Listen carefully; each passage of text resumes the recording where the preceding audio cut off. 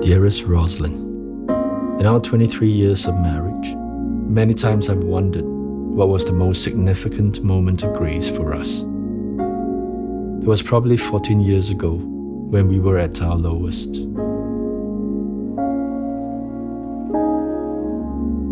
We were going through so much pain, and I remembered spending a week apart from you, trying to decide if splitting up hurt more than working things out.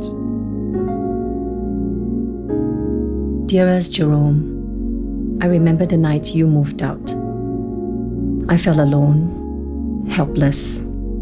I felt left behind. It was the longest week of my life.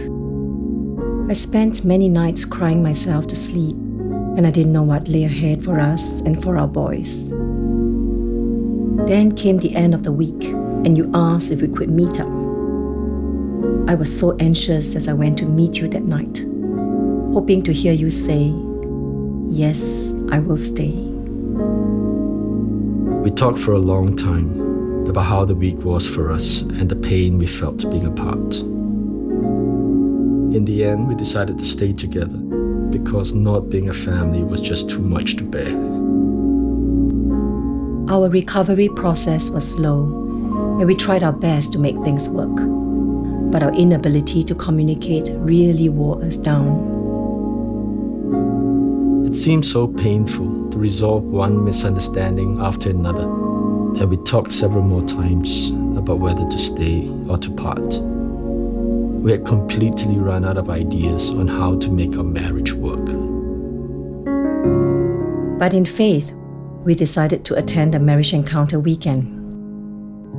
It allowed us to deal with our issues in a much better way by letting us into each other's hearts, minds, and souls. I remember being skeptical at first, but those 3 days were so blessed. We learned to be vulnerable with each other, and we learned to communicate with each other. Most of all, we learned that love is a decision. That was the turning point for us. Since then, our days have grown better, our nights more intimate than ever. By God's grace, I also found the courage to finally share this painful episode with our sons.